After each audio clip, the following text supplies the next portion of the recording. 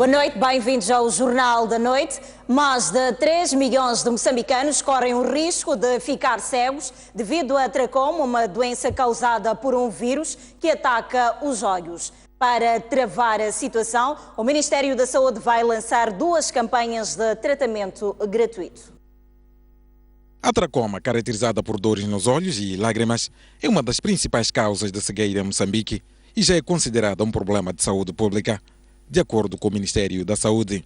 As províncias mais afetadas são Nampula, com 1.376.000 casos, seguida da Zambésia, com 815.000, Cabo Delgado, com 622.000 e Manica, com 193.000. Se estas mais de 3 milhões de pessoas não forem tratadas a tempo, correm o risco de ficar cegas para toda a vida. As causas da doença prendem-se com déficit de saneamento do meio e falta de higiene, como, por exemplo, não lavar a cara com regularidade.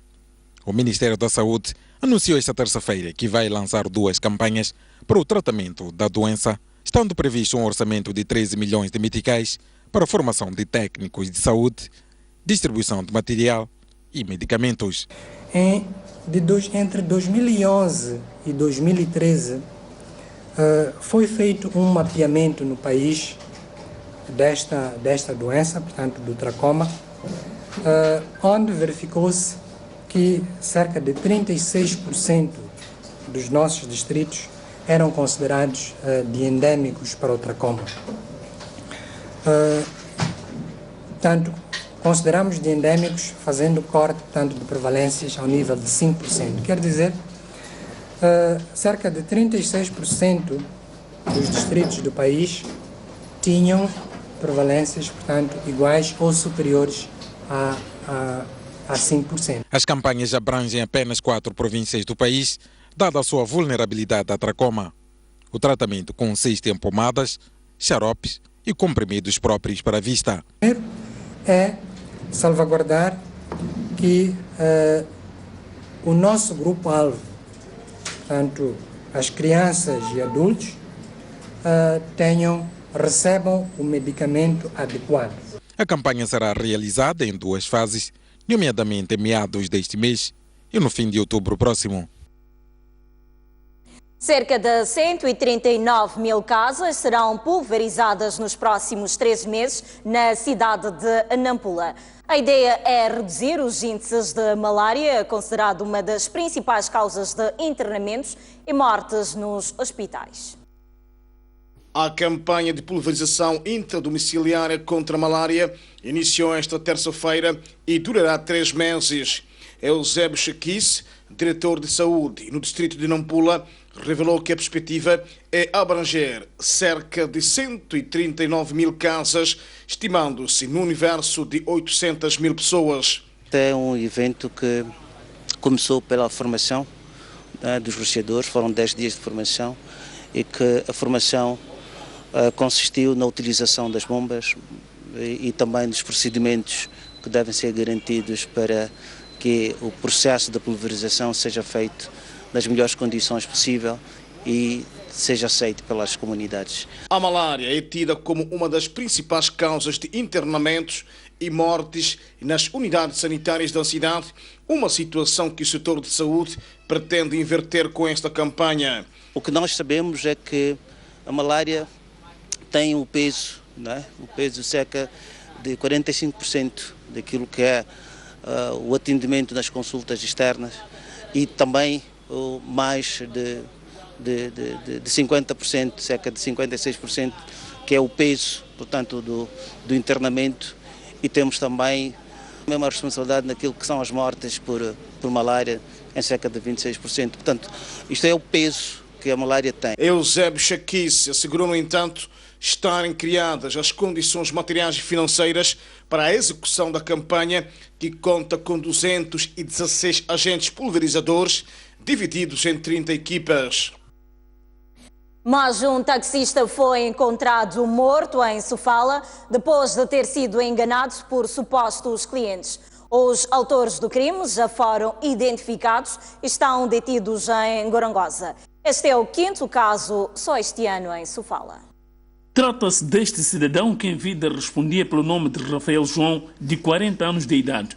O mesmo era taxista na Vila Municipal de Gorongosa, onde na noite do passado sábado, 2 indivíduos, por sinal vizinhos e parentes, fizeram-se passar por clientes que pretendiam deslocar-se até a região de Inhambondo, localizado a cerca de 2 km da Vila Sede. No local, e aproveitando-se da escuridão, agrediram um taxista com recurso a uma faca até a morte e de seguida roubaram dinheiro e a sua motorizada. Do trabalho que a polícia realizou, culminou ontem, tanto com a detenção destes indiciados e ainda a recuperação tanto desta moto deste indivíduo. Portanto, neste presente momento, também o auto que os indicia neste tipo legal de crime já foi lavrado e segue a sua tramitação. Ainda em Sofala, a polícia deteve em flagrante delito, nesta segunda-feira, estes 4 indivíduos que fazem parte de uma quadrilha composta por 6 elementos, entre eles um segurança de uma empresa privada que dedicava-se a assaltos em armazéns contendo eletrodomésticos. Estou detido aqui por causa do segurança, cujo esse segurança cruzou comigo uma vez, que disse que pronto, tinha uma coisa dele para poder tirar. Ele alegava-se dizer que estava cansado do trabalho. Tivemos de arrombar os cadeados, sim. Logo vimos a polícia chegar. Quando a polícia chegaram, queríamos correr mais tarde. Eu pensei que pronto, mas por que vou correr se alguém já sabe dizer do assunto? Voltei. Eu disse, chefe, vocês podem me matar, podem fazer, mas o segurança está aqui, pergunta a ele. O que disse? O supervisor dele, quando chega, diz, nada, esse aí, combinaram com o meu segurança há muito tempo, não sei que é muita coisa. Dali pegaram, nos bateram, se vamos nas celas. Estes 2 indivíduos, que são trabalhadores do local do assalto, negam o envolvimento no crime. Chambaquearam. Eu disse, vocês estão me chambaqueando, vão. Eu não sei de nada. Não conheço. Você conhece alguém? Não conheço ninguém, chefe. Até quando eu percebi que tem alguns já capturados do seu grupo, eu fiquei tonto. Mas quem? Se uma vez essa vida, nunca levei essa vida e nem conheço ninguém. A polícia está agora à procura de pistas que levem ao suposto líder do grupo, que é um agente de segurança privada, ora em parte incerta. O governo vai criar uma equipa intersectorial para propor medidas que visem acabar com a perseguição aos albinos. O governo contabiliza 8 casos, incluindo 2 mortes violentas. No nosso país, infelizmente, nos últimos tempos, tem-se registrado um aumento de casos de rapto, ofensas corporais, homicídios e desaparecimento de pessoas com albinismo, impondo-se o delineamento de medidas visando conter e proteger as pessoas que são vítimas destes atos criminosos. Neste quadro, o Governo constituiu um grupo de trabalho para, de forma multissectorial, propor medidas de contenção destes atos criminosos no âmbito do quadro legal vigente no nosso país. E este grupo será liderado pelo Ministério da Justiça, Assuntos Constitucionais e Religiosos. No nosso país nós temos um quadro legal que criminaliza este tipo de atos de rapto, ofensas corporais. A orientação é garantir que este quadro legal seja cumprido e, portanto, responsabilizadas as pessoas que estão a protagonizar este tipo de atos. A informação que foi prestada é que a maior parte dos casos ocorreram na província de Nampula, tendo sido registrados 8 casos de ofensas corporais e morte violenta em pelo menos 2 casos. Para hoje enterrar os restos mortais do jornalista moçambicano Paulo Machava. O jornalista foi assassinado na sexta-feira por indivíduos desconhecidos e em circunstâncias ainda não esclarecidas. Familiares, colegas e amigos renderam a última homenagem ao jornalista Paulo Machava no velório do corpo presente que teve lugar na igreja wesleyana de Mavalane, na cidade de Maputo. Durante a missa do corpo presente, foram apresentadas mensagens refletindo o sentimento de quem de perto conviveu com o jornalista. Paulo era uma pessoa cuja amizade não ultrapassava fronteiras ou não tinham barreiras. Sempre soube nos acarinhar e nos diversos desafios que tivemos na vida, tivemos no irmão Paulo Machava não apenas um amigo, mas um conselheiro e um educador. Ele partiu da forma como partiu, embora não tenha sido da melhor maneira, porque todos nós viemos à Terra para sairmos com uma morte natural e ele não teve a morte natural. Espero que Deus saberá fazer a melhor justiça, já que no mundo onde nós andamos, que o governo não sabe fazer justiça. Os restos mortais de Paulo Machava foram enterrar ao meio da tarde no cemitério de Nhangani.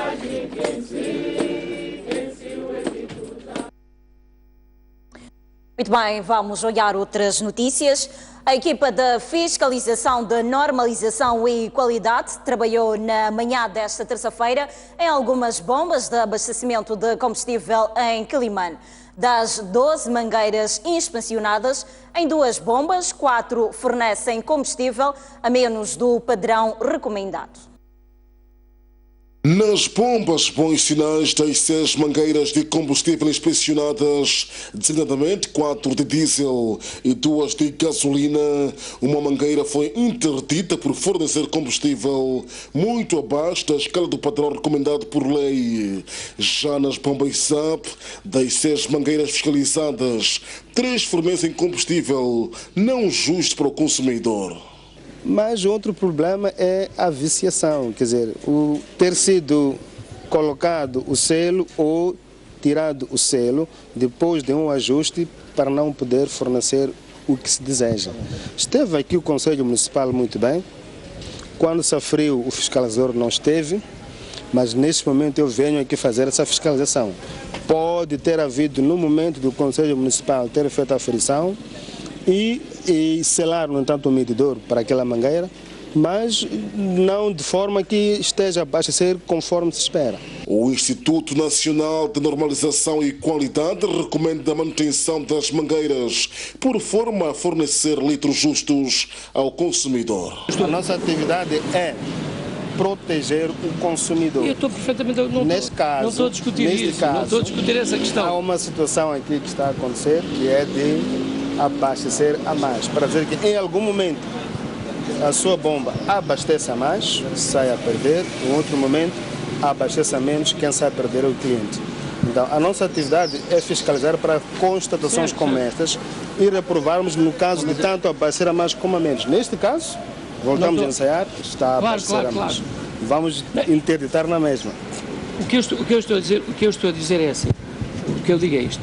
As aferições do Conselho Municipal são com pré-marcação, mas é a recomendação vossa para fazer com pré-marcação ou não é fazer com pré-marcação? É que é assim, se eu faço pré-marcação, uma aferição e depois faço uma fiscalização sem pré-marcação, estou a ter 2 medidas para a mesma aferição, por isso é que eu estou a dizer. Esta brigada do Instituto Nacional de Normalização e Qualidade vai trabalhar nos próximos dias em mais bombas da cidade de Quelimane para verificar o fornecimento de combustível. O turismo está a merecer especial atenção nesta edição da FACIM, com uma tenda exclusiva com o nome Descubra Moçambique e que exibe as potencialidades do país. Antes, o setor do turismo tinha uma feira à parte e a sua participação na FACIM era de forma relativamente desordenada, com standards e pavilhões separados. Desta vez, o pavilhão Descubra Moçambique congrega várias entidades do setor para exibir o que o país de melhor tem para vender. Nós estamos integrados na FACIM, temos o nosso pavilhão da Descubra Moçambique, temos muito prazer de aqui estar e temos grande esperança que vamos trabalhar e capitalizar este evento que é a FACIM, que é o maior evento em termos comerciais em Moçambique. Precisamos capitalizar para mostrarmos aquilo que é o nosso país e daí conseguimos dinamizar a nossa cadeia de hotéis que está presente do norte ao sul de Moçambique. Este ano, como novidade aqui para a feira, trazemos os getaways da Grongosa. Estamos muito apostados na parceria com o Parque Nacional da Grongosa, que achamos que é uma pérola, um paraíso, o Lost Eden, como lhe chamam, em Moçambique. Eu trago roupas, bijuteria, sacolas de presente, chinelos, cintos de cabedal, caixas de cabedal e mais. Além das áreas de conservação, hotéis e lojas, os produtos lá expostos incluem manifestações culturais das províncias do país através da arte, culinária e dança. trazemos uma variedade de produtos e também de informação. O nosso forte é fazer com que as pessoas saibam que a província de Nampula tem locais turísticos, sobretudo no que diz respeito ao turismo de praia, não é? Areia e sol. Trazemos as nossas praias, as lindas praias que temos. Trazemos também a nossa escultura. Trazemos também alguma potencialidade, porque nós percebemos que o turismo não se dissocia à economia. Nós trazemos aqui para esta exposição material relacionado com a cultura, o próprio turismo, tanto para mostrar as potencialidades artísticos, culturais e turísticos da província de Maputo. Podemos ver várias danças que fazem parte da província de Maputo. Também trazemos aquilo que a gastronomia típica. Na tenda Descubra Moçambique também estão presentes expositores de outros países, entre eles os da África do Sul e Suazilândia. Expositoras de diferentes tipos de produtos estão confiantes na possibilidade de ampliar o mercado de vendas dos seus produtos e firmar parcerias. A Facim Exato não podia faltar a mais um evento desta envergadura. Naturalmente que quando nós entramos para fazer a diferença. Por isso é que todos os anos trazemos muita inovação, muita luz, muita brincadeira no nosso stand. Primeiro, nós temos pessoas que vêm de todas as províncias.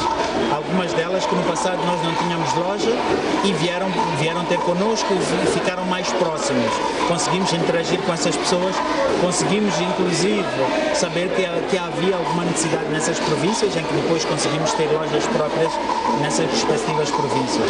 E depois é a nossa marca que está aqui presente, porque não só vêm pessoas das províncias, mas as pessoas da própria província de Maputo também têm estado presentes, o empresariado também está presente. E acreditamos, primeiro, esta nossa participação vai dar confiança, ou vai solidificar a confiança que os nossos fornecedores tinham em nós, sabendo que para a fabricação do mobiliário ou qualquer empresa recebe dos fornecedores matérias-primas, as quais são trabalhadas dentro da empresa e saem como produtos.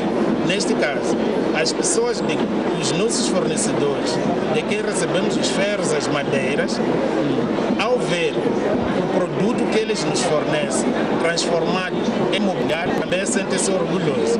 Por outro lado, os nossos clientes, ao ver os novos patamares que a Metafil está a atingir, vão continuar a nos apoiar. Os potenciais nossos clientes que ainda não trabalhavam conosco, também vendo a qualidade dos nossos produtos, poderão acreditar em nós e apostarem nos nossos produtos. A expectativa é mais de que consigamos vocês para irem lá para a formação, porque Israel para além de ser um país altamente tecnológico, né, que a pessoa indo lá vai aprender bastante. A experiência anterior tivemos intervenções ao nível de algumas empresas, onde realizamos intervenções de prevenção e combate ao HIV, face àquilo que é a resposta da Política Nacional de Prevenção no setor do trabalho, mas também tivemos uma outra particularidade, que é termos uma comunicação do público, que era necessário colocarmos no mercado a certeza em comprimidos, porque antes só tínhamos a certeza líquida, agora temos a certeza em comprimido. E tudo isso como resposta àquilo que são os esforços do governo moçambicano. São esperadas 84.900 pessoas este ano na Feira Internacional de Maputo. Esta cifra representa uma subida de 300 pessoas em relação aos visitantes da edição de 2014. Sob o lema Exportando as Potencialidades de Moçambique Independente, abriu esta segunda-feira a 51ª edição da Feira Internacional de Maputo. Trata-se de uma Facim crescente em todos os aspectos. Para além do número de visitantes que se prevê passar de 84.600 em 2014 para 84.900 em 2015, o número total de expositores passou a 2.625 para 2.900. Apesar de 10 dos 40 países que participam tradicionalmente na FACIM não estarem presentes este ano, o certame conta com 31 países contra 26 da edição 2014. A Coreia do Sul é o país que se estreia nesta edição da FACIM. Estreou-se também na FACIM o Presidente da República, Filipe Nunes, que fez um discurso de reconhecimento à grande dimensão econômica da feira. A FACIM, mais do que uma mera exposição, é o termômetro que marca o pulsar da nossa economia, refletindo à escala nacional o esforço abnegado dos moçambicanos rumo à conquista da sua independência econômica.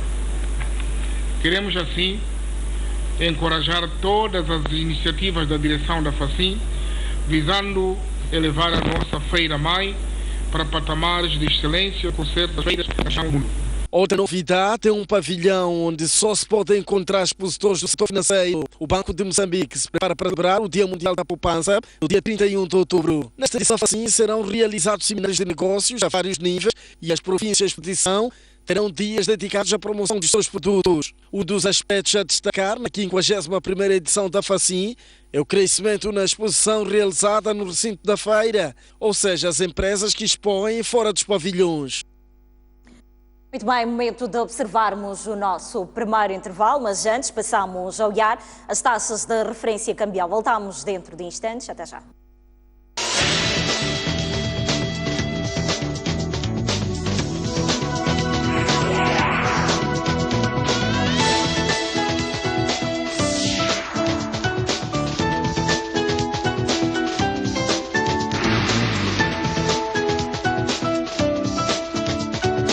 Este espaço tem o apoio do Moza Banco.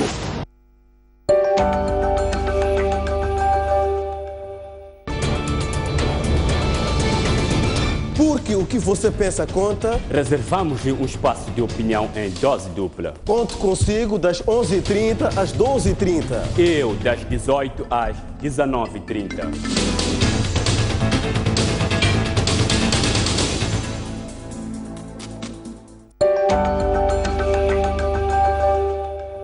Bem-vindos à segunda parte do Jornal da Noite. A taxa de alfabetismo em Moçambique baixou 8% em 10 anos. Os dados foram avançados durante o lançamento da Semana Internacional de Alfabetização. Em 2000, 56% da população moçambicana não sabia ler e nem escrever. Este índice caiu em 2010 para 48%. Tendo atingido os 56% no ano 2000 e os 48% em 2010, constituindo assim preocupação de dimensão nacional. O analfabetismo é mais acentuado na zona rural em relação à zona urbana. As mulheres apresentam maiores déficits de leitura, escrita e cálculo, quando comparadas com os homens. O ministro da Educação e Desenvolvimento Humano, Jorge Ferrão, considera que as tecnologias de informação e comunicação poderão desempenhar um papel importante no processo de alfabetização. No contexto atual em que as tecnologias de informação e comunicação ganham cada vez mais expressão, somos desafiados, nesta semana que vamos repensar a nossa alfabetização, a ser mais criativos na oferta de plataformas atrativas para aprendizagem de adultos e jovens, reduzindo por essa via os índices de absentismo e abandono que se verificam também nos cursos regulares de alfabetização. A primeira-dama Isaura Nunes, que falava durante o lançamento da Semana Internacional de Alfabetização, apelou a um maior engajamento para erradicar a iliterácia no país. Gostaria de convidar as organizações da sociedade civil, aos parceiros de cooperação, aos representantes de organizações nacionais e internacionais que estão aqui representados, bem como a todos aqueles que operam nas várias frentes da luta contra o analfabetismo, para que redobremos esforços no desiderato da erradicação deste mal, de modo a criarmos oportunidades adequadas para o combate à pobreza. No mundo, existem 774 milhões de analfabetos. 72% concentram em 10 países. A Índia lidera a lista com um total de 287 milhões de analfabetos, seguido de China e Paquistão. A Semana Internacional da Alfabetização é celebrada sob o lema Alfabetização para a Sociedade Sustentável. Membros e simpatizantes da Renamo em Nacala estão em festa pelo regresso ao partido de Manuel dos Santos, ex-presidente do Conselho Municipal daquela cidade portuária, que teve uma curta passagem em 2009 pelo partido Frelimo, depois de ter perdido na segunda volta às eleições municipais. Manuel dos Santos decidiu romper o silêncio e regressa à Renamo, onde desempenhou várias funções, com destaque para o delegado político distrital, deputado da Assembleia da República e presidente do Conselho Municipal de Nacala, cerca de 6 anos depois. Estou aqui convosco para trabalharmos juntos, da maneira que nós vínhamos trabalhando desde muito tempo. Nós vasculhamos Nacala, fizemos o que fizemos. Hoje Nacala é o que é, deveu-se à vossa colaboração, à vossa coragem. Em 2008, Manuel dos Santos não conseguiu renovar o seu mandato na presidência do município de Nacala pela Renamo, depois de perder na segunda volta das eleições municipais, e no ano seguinte, isso em 2009, Santos foi apresentado publicamente como membro da Frelimo, onde não chegou a exercer nenhum cargo de chefia. Ninguém pode vos enganar, na Renamo é um partido forte, um partido que sabe o que quer e que sabe o que quer fazer para com o seu povo moçambicano. Portanto, eu estou aqui convosco, como vosso irmão, como vosso filho. Vamos continuar a trabalharmos juntos. Para Rafael de Souza Guzmão, delegado político distrital da Renamo em Nacala, para além de Manuel dos Santos, dezenas de membros das outras formações políticas, com destaque para Frelimo, estão a desertar dos seus partidos para se juntar à perdiz a nível daquela cidade portuária. Não nos interessa também apresentar as pessoas, porque também só os cartões dizem tudo.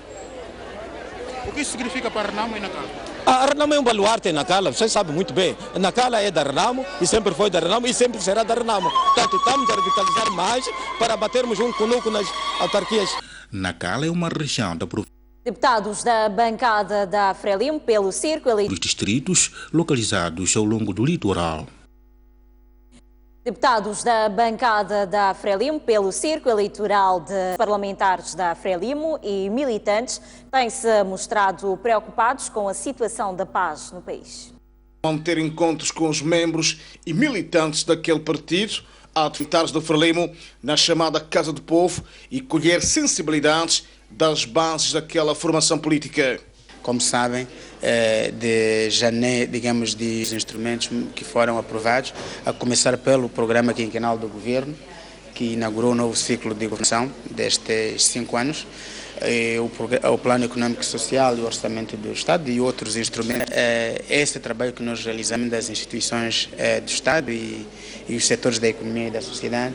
Então temos que partilhar esse trabalho que nós realizamos, mas por outro lado pretendemos colher as sensibilidades. Francisco Mocanheia indicou ainda que os membros do seu partido estão preocupados com a situação da paz no país, que de alguma forma se mostra ameaçada. Uma grande preocupação que nós temos, que é uma preocupação de todos os moçambicanos.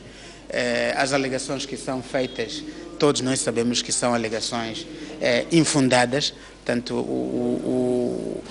no ano passado, os moçambicanos foram às eleições, no dia 15 de outubro, realizaram-se as eleições, o povo moçambicano falou claramente, votando na Frelimo e no seu candidato, Felipe Jacinto Nunes. Portanto, o novo ciclo começar-se da Assembleia da República, os deputados darão a criar na Assembleia da República conosco.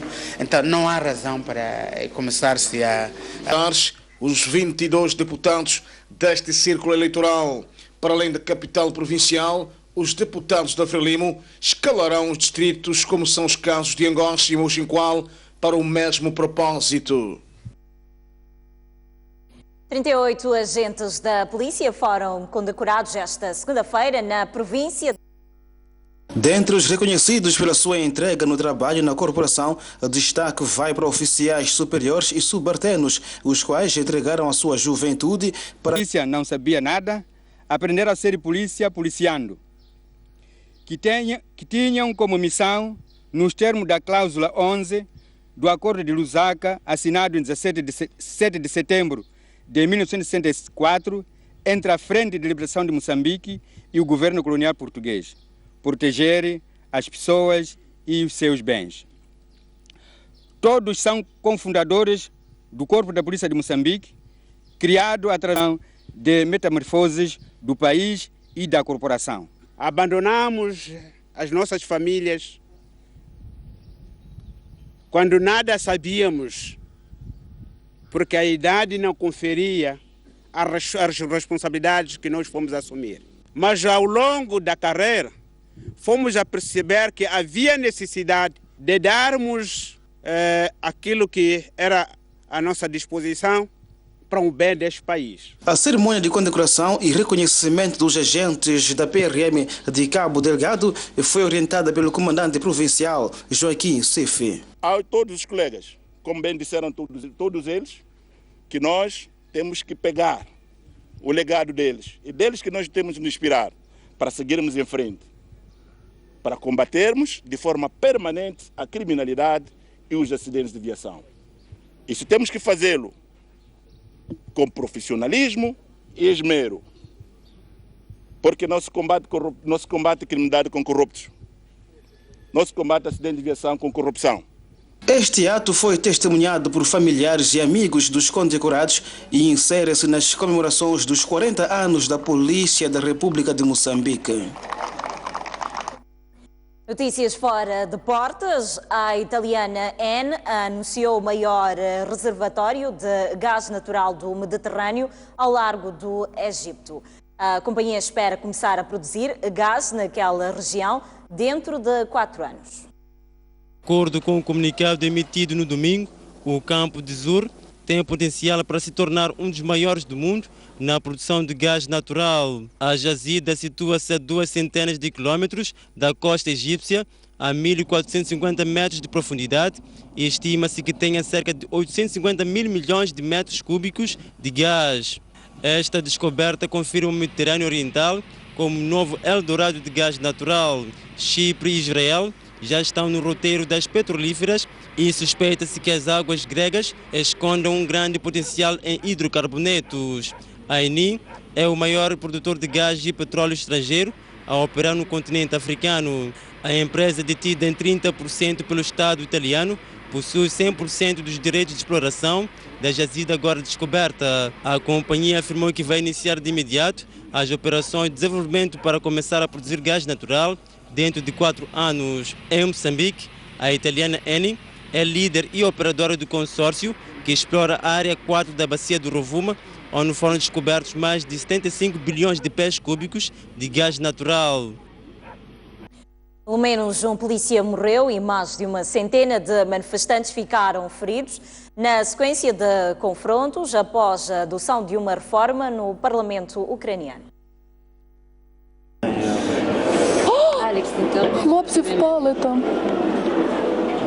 O responsável pelo lançamento de uma granada que matou um polícia foi detido, juntamente com 30 participantes nos distúrbios. Militantes ultranacionalistas envolveram-se em confrontos com as forças da ordem em Kiev, depois dos deputados aprovarem em primeira leitura o texto previsto nos acordos de Minsk, que abre via para uma maior autonomia para as regiões separatistas de Donetsk e Lugansk. O presidente da Ucrânia classificou a violência como sendo um ato anti-ucraniano e defendeu o voto no parlamento. Petro Poroshenko disse que a Ucrânia confirmou a sua reputação como parceiro fiável e fortaleceu a imagem do país ao cumprir os acordos de Minsk, ao contrário da Rússia. Se Moscou não reconsiderar sua posição, as sanções individuais serão alargadas no outono, disse Poroshenko. A União Europeia e os Estados Unidos manifestaram preocupação face aos acontecimentos em Kiev, que não era palco deste tipo de violência desde a revolta popular de início de 2014, que afastou o presidente pró-russo Viktor Yanukovych.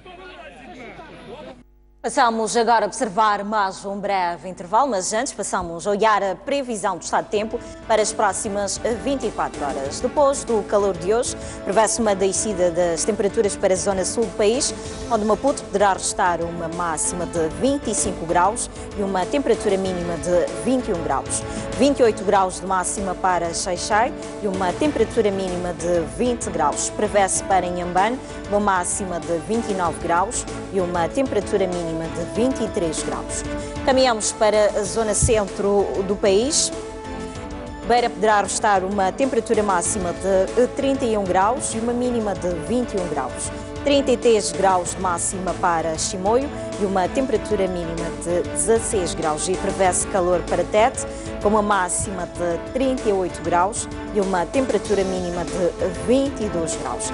35 graus de máxima para Climane e uma temperatura mínima de 18 graus. Para a zona norte do país,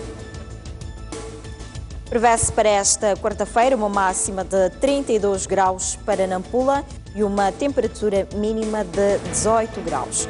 Para Pemba, uma máxima de 30 graus e uma temperatura mínima de 22 graus. E, finalmente, para Lixinga, prevê-se uma máxima de 26 graus e uma temperatura mínima de 14 graus.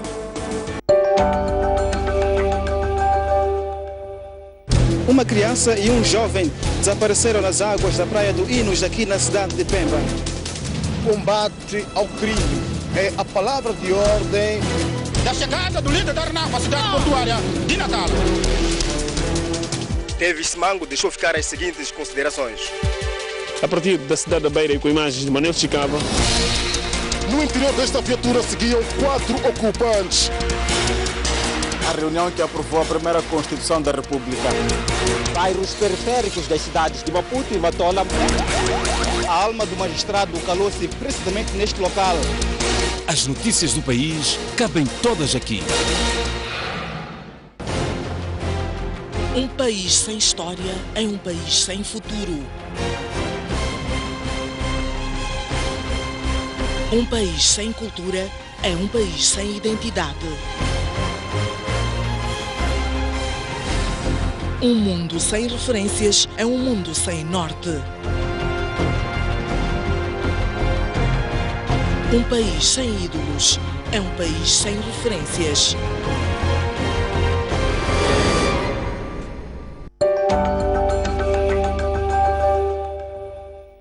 Bem-vindos à última parte do Jornal da Noite. Vamos agora ficar com o espaço museu.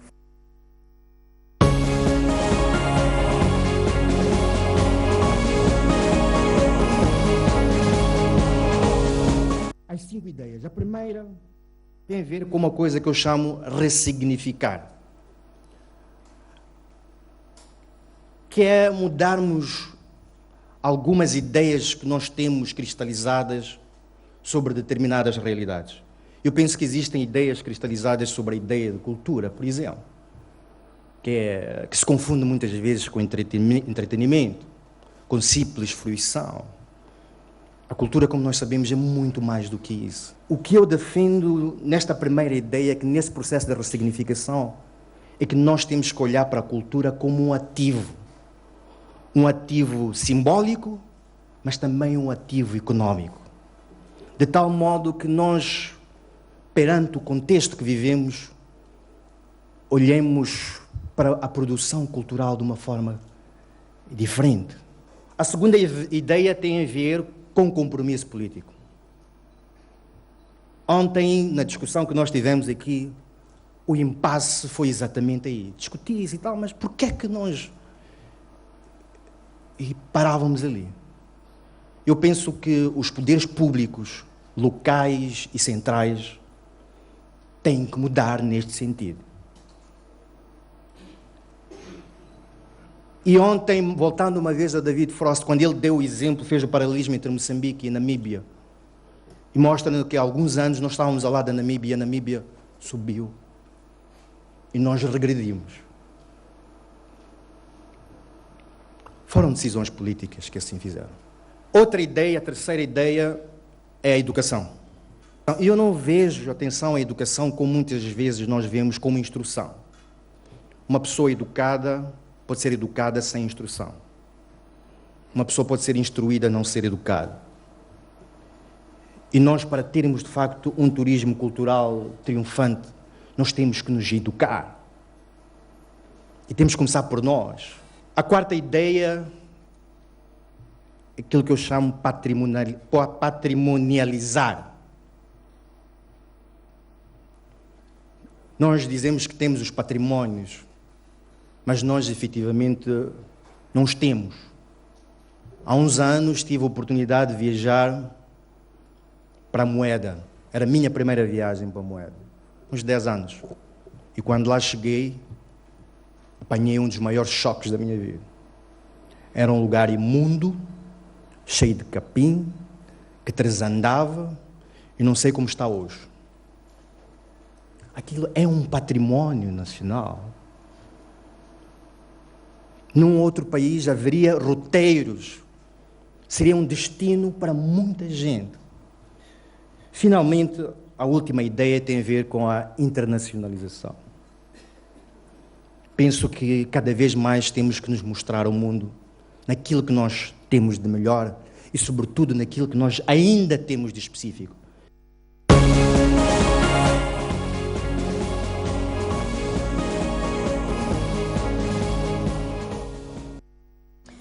Muito bem, ao fim do Jornal da Noite.